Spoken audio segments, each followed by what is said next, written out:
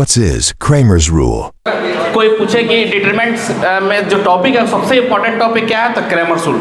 क्योंकि ये बड़ा इंपॉर्टेंट है, इसलिए इंपॉर्टेंट है क्योंकि अगर तुमसे बोला जाए कि अगर डिटरमिनेंट में सबसे पहले पढ़ के जाओ, कौन सा टॉपिक पढ़ के जाना चाहिए? Cramer's rule. क्योंकि हर शिफ्ट में एक क्वेश्चन फिक्स है इससे। अगर तुम PYQs देखोगे तो उसमें सबसे ज़्यादा जो क्वेश्चन दिखेगा वो क्रैमर्स रूल का दिखेगा, चाहे वो मेंस हो या एडवांस हो। तो सबसे पहले क्रैमर्स रूल के बारे में समझेंगे। 3 इक्वेशन इन 3 वेरिएबल्स, है ना, 3 लीनियर इक्वेशन इन 3 वेरिएबल्स। सबसे पहले अगर समझेंगे तो जैसे कि मैं 3 इक्वेशन लिखूंगा, मैं कंसीडर कर लेता हूँ a1x प्लस b1y प्लस में c1z, ठीक है, बराबर में d1। एक लीनियर इक्वेशन मान लिया। दूसरा लीनियर इक्वेशन कंसीडर करने वाला हूँ बेटा a2x प्लस में b2y plus c2z is equal to d2, है ना। इसी तरीके से एक और इक्वेशन कंसीडर करता हूँ a3x plus b3y plus c3z is equal to d3।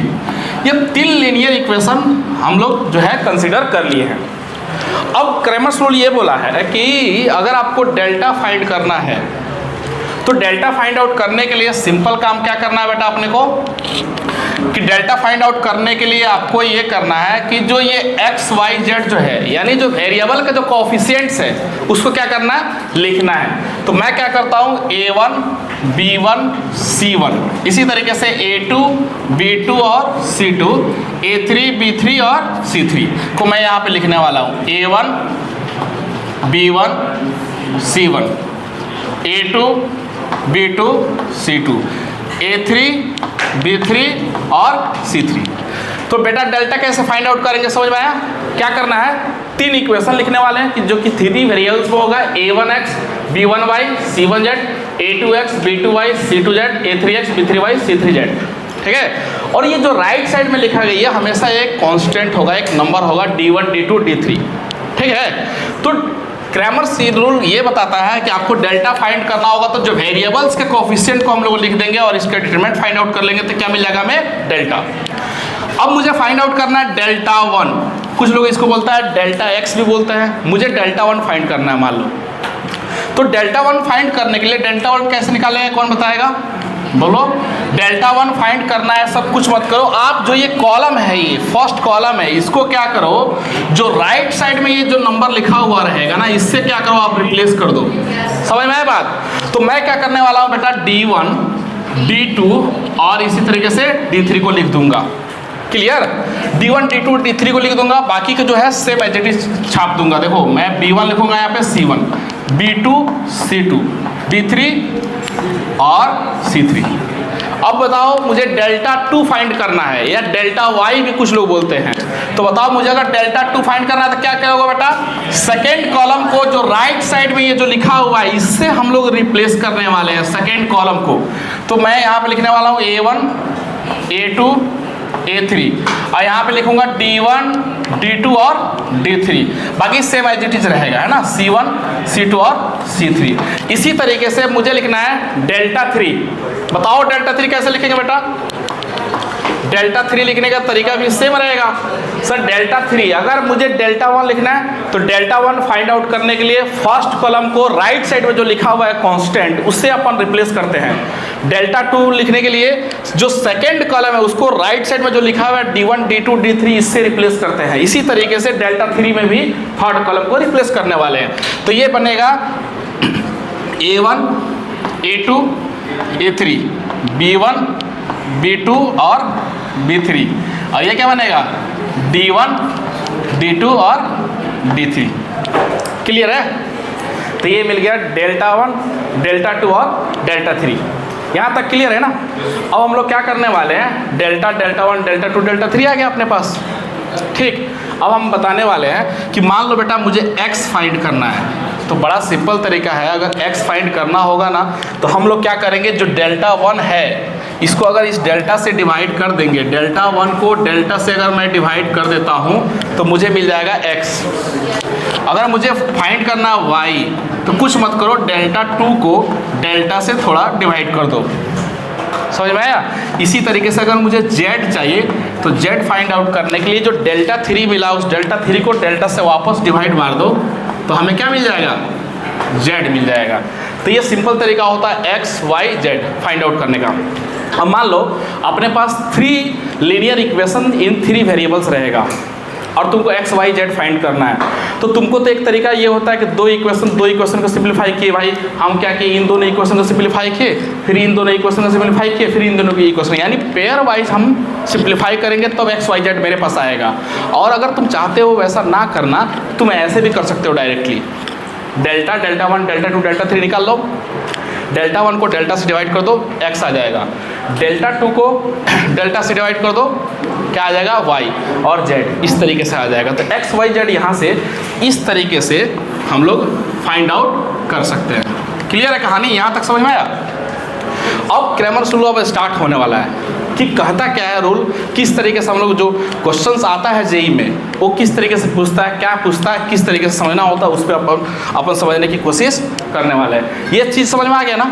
अब मैं बताऊंगा कि इसमें 3 कंसेप्ट होता है कि सॉल्यूशन जो होगा या तो यूनिक सॉल्यूशन होगा, या इनफाइनाइट सॉल्यूशन होगा, या क्या होने वाला है, नो सॉल्यूशन होगा। तो उसका क्या क्राइटेरिया है, कैसे पता करते हैं कि जो सॉल्यूशन होगा वो यूनिक सॉल्यूशन होने वाला है, या इनफाइनाइट सॉल्यूशन होने वाला है, या नो सॉल्यूशन होने वाला है। ठीक है, तो अब समझना ध्यान से, ये पता चल गया एक्स वाई जेड कैसे निकालते हैं, क्लियर है ना? मैं बताने वाला हूँ, समझना ध्यान से।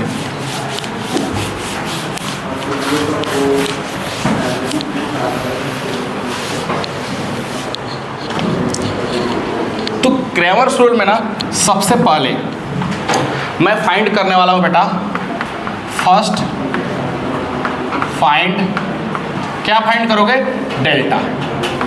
क्या फाइंड करना है, डेल्टा। डेल्टा कैसे फाइंड करते हैं, जो वेरिएबल का जो कोफिशिएंट है उसका डिटरमिनेंट निकाल लेंगे तो हमें डेल्टा मिल जाएगा। डेल्टा मिल जाएगा ना, अब यहाँ से बात शुरू होगा।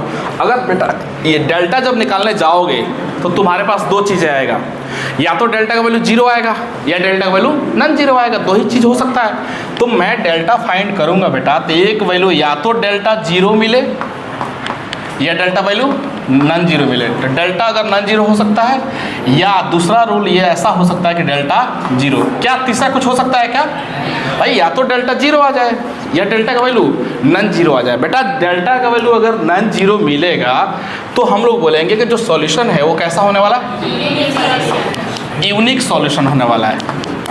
कैसा सॉल्यूशन होने वाला है, यूनिक सॉल्यूशन। तो क्रैमर्स रूल ये बताता है कि आप जो 3 वेरिएबल 3 इक्वेशन जो दिया हुआ है उसमें से सबसे पहले आप डेल्टा निकालिएगा। डेल्टा निकालने का तरीका मैं बता चुका हूँ। डेल्टा जैसे ही फाइंड आउट करेंगे और अगर नॉन जीरो आता है तो इसका मतलब जो है कि एक्स वाई जेड का डिफरेंट वैल्यू मिलने वाला है। इसका मतलब कि जो सॉल्यूशन होने वाला है कैसा, यूनिक सॉल्यूशन। अब डेल्टा मान लो 0 आया, डेल्टा जब 0 आएगा तो यहाँ से 2 कंडीशन फिर वापस बनेगा, या तो ऐसा होगा कि सॉल्यूशन क्या होगा, नो सॉल्यूशन होगा, या सॉल्यूशन इनफाइनाइट हो जाएगा। 2 तरीका हो सकता है। तो मैं डेल्टा 0 जैसे आएगा तो यहाँ से समझना ध्यान से, बेटा डेल्टा तो 0 आया, या तो सॉल्यूशन क्या होगा, एग्जिस्ट नहीं करेगा यानी नो सॉल्यूशन होगा, या सॉल्यूशन क्या होगा, इनफाइनाइटली मेनी सॉल्यूशंस, है कि नहीं, इनफाइनाइटली मेनी सॉल्यूशंस, ये हो सकता है। तो भैया डेल्टा 0 होगा तो 2 शर्त होता है, या तो सॉल्यूशन एग्जिस्ट नहीं करेगा या सॉल्यूशन इनफाइनाइटली होगा, इनफाइनाइटली मेनी सॉल्यूशंस। अब सॉल्यूशन कब एग्जिस्ट नहीं करेगा और इस सॉल्यूशन कब इनफाइनाइट बनने वाला है, तो हम लोग पढ़े थे 10th में पढ़े होंगे कि जैसे एक लाइन होता है ऐसे L1 मान लो बेटा, ये L2 है, तो जब एक दूसरे को इंटरसेक्ट करता है तो कितने पॉइंट पे इंटरसेक्ट किया है, 1। तो इसको क्या बोलते थे, यूनिक सॉल्यूशन बोलते थे कि नहीं बोलते थे, है ना। लाइन जो एक लाइन दूसरे लाइन के पैरेलल है, सॉल्यूशन क्या होता था, नो सॉल्यूशन। क्यों, दोनों लाइन एक दूसरे के पैरेलल है यानी इंटरसेक्ट नहीं करने वाली एक दूसरे को, तो इसको क्या बोलेंगे, नो सॉल्यूशन बोलेंगे। क्लियर है। तीसरा, एक लाइन जो है इस लाइन के ऊपर, ये L1 है, ये L2 है, इसी लाइन के ऊपर वो ओवरलैप कर गया बेटा, तो इसका मतलब ये कितने पॉइंट पे इंटरसेक्ट किया होगा, बहुत सारे लाइन पे इंटरसेक्ट किया है कि नहीं। तो इसका मतलब जो सॉल्यूशन होता है वो क्या होता था, इनफाइनाइटली मेनी सॉल्यूशंस, है कि नहीं। सेम अप्रोच यहाँ भी लगने वाला है, समझना ध्यान से। जब डेल्टा का वैल्यू नॉन जीरो होगा, यूनिक सॉल्यूशन। डेल्टा का वैल्यू 0 है तो 2 केस होगा, या तो सॉल्यूशन एग्जिस्ट करेगा या सॉल्यूशन एग्जिस्ट करेगा नहीं, या तो नहीं करेगा। अब सुनना ध्यान से, मान लो डेल्टा 0 हुआ, हम जो है डेल्टा 1 डेल्टा 2 डेल्टा 3 चेक करने जाएंगे और उसमें से कोई एक भी नन जीरो आएगा तो हम बोलेंगे सॉल्यूशन एग्जिस्ट नहीं करने वाला है। मैं लिखूंगा either of delta 1, delta 2 and delta 3 are non zero. क्या बेटा? Non zero. कोई भी इसमें से एक नन जीरो आएगा तो हम लोग बोलेंगे कि सॉल्यूशन क्या होगा? एग्जिस्ट नहीं करेगा। अब डेल्टा जीरो तो हुआ, साथ ही साथ डेल्टा 1 का वैल्यू, डेल्टा 2 का वैल्यू और डेल्टा 3 का वैल्यू क्या आ गया? जीरो आ गया। तो हम लोग बोलेंगे कि सॉल्यूशन क्या है? इनफाइनाइटली सॉल्यूशन होगा, एग्जिस्ट करेगा। तो सुनना ध्यान से, मैं लिखूंगा कि डेल्टा जीरो हुआ, साथ ही साथ डेल्टा 1, डेल्टा 2 और डेल्टा 3 क्या आ गया? जीरो आ गया। तो इसका मतलब इनफाइनाइटली सॉल्यूशन, सॉल्यूशन कितना हो जाएगा? इनफाइनाइट। फिर से वापस मैं रिपीट कर रहा हूँ। सबसे पहले हम लोग डेल्टा निकालते हैं। डेल्टा का वैल्यू अगर जीरो नहीं आएगा बोलेंगे सॉल्यूशन क्या है? यूनिक। डेल्टा का वैल्यू जीरो आएगा बेटा, डेल्टा का वैल्यू जीरो आया, साथ ही साथ डेल्टा 1, डेल्टा 2, डेल्टा 3 जीरो आया तो हम लोग बोलेंगे कि सॉल्यूशन कैसा है? Infinitely solution. और अगर मान लो कि डेल्टा का वैल्यू जीरो आया लेकिन डेल्टा 1, डेल्टा 2, डेल्टा 3 में से कोई एक भी अगर नन जीरो आ गया तो हम लोग बोलेंगे कि नो सॉल्यूशन। बात समझ में आया? अब वो कैसे होता है थोड़ा सा समझ लेना। ये बताओ कि अभी मैं बताया था बेटा कि डेल्टा 1 डिवाइड बाई डेल्टा करोगे तो क्या मिलेगा तुमको? x। क्लियर है? तो मैं यहाँ पे लिखने वाला हूँ कि डेल्टा 1 जो होगा ना वो x इंटू डेल्टा होगा। क्या ये बात सही है? हाँ। अब हम ऑलरेडी बोल चुके हैं कि डेल्टा क्या होगा? जीरो होगा। तो डेल्टा जीरो होगा तो मैं लिखूंगा यहाँ पे x इंटू में जीरो। लेकिन डेल्टा 1 तुम क्या बोल रहे हो? Non zero. मैं ये मान के चल रहा हूँ कि डेल्टा तो पहले से जीरो है, डेल्टा 1 मैं मान रहा हूँ कि ये जीरो नहीं है। तुम बताओ बेटा, एक जो चीज़ है क्वांटिटी जो जीरो नहीं है, नन जीरो क्वांटिटी, एक क्वांटिटी जो है ये जीरो दे रहा है, इधर जीरो मिल रहा है, इधर नन जीरो हो रहा है, क्या दोनों इक्वल हो सकते हैं? क्या नहीं हो सकता ना। तो इसीलिए सॉल्यूशन यहाँ पे एग्जिस्ट नहीं करता है। यहाँ क्या है देखना ध्यान से, मान लो मुझे x निकालना है तो इसके लिए डेल्टा 1 डिवाइड बाई डेल्टा करना पड़ेगा। तो डेल्टा 1 जो आएगा वो आ जाएगा x इंटू कितना? डेल्टा आएगा। तो डेल्टा 1 क्या है अपने पास? डेल्टा तो जीरो है तो मैं लिख रहा हूँ यहाँ पे डेल्टा अपने पास जीरो है। डेल्टा 1 क्या मानना हो बेटा? ये तीनों का तीनों जीरो है तो मैं लिखूंगा जीरो। तो जीरो बराबर जीरो आ गया। इसका मतलब कि LHS और RHS क्या आ गया? LHS is equal to RHS आ गया। इसका मतलब कि जो मैथ्स में यही तो है कि जो लेफ्ट हैंड रूट मतलब LHS जो होना चाहिए और जो RHS होना चाहिए वो क्या होना चाहिए? इक्वल होना चाहिए। तो यहाँ पे जब हम चेक किए तो ये सही है। इसका मतलब कि सॉल्यूशन कितना एग्जिस्ट करने वाला है? Infinite solution. बात समझ में आ गया? तो यहाँ पे तीन कंडीशन में डेल्टा का वैल्यू चेक करेंगे, यूनिक सॉल्यूशन। अगर डेल्टा का वैल्यू जीरो नहीं आता है तो डेल्टा का वैल्यू जीरो आता है, साथ ही साथ डेल्टा 1, डेल्टा 2, डेल्टा 3 अगर जीरो आता है तो बोलेंगे कि सॉल्यूशन कितना? Infinitely many solutions. डेल्टा तो जीरो हुआ लेकिन डेल्टा 1, डेल्टा 2, डेल्टा 3 में से कोई भी एक अगर नन जीरो मिलता है तो हम लोग बोलेंगे कि सॉल्यूशन एग्जिस्ट नहीं करेगा, यानी नो सॉल्यूशन। बात समझ में आ गया ना यहाँ तक? अब इसमें कुछ और चीज़ें जैसे कि नॉन ट्रिवियल सॉल्यूशन होता है, सॉल्यूशन एग्जिस्ट करेगा कि नहीं करेगा वो इसके बाद देखेंगे। ठीक है, थैंक यू।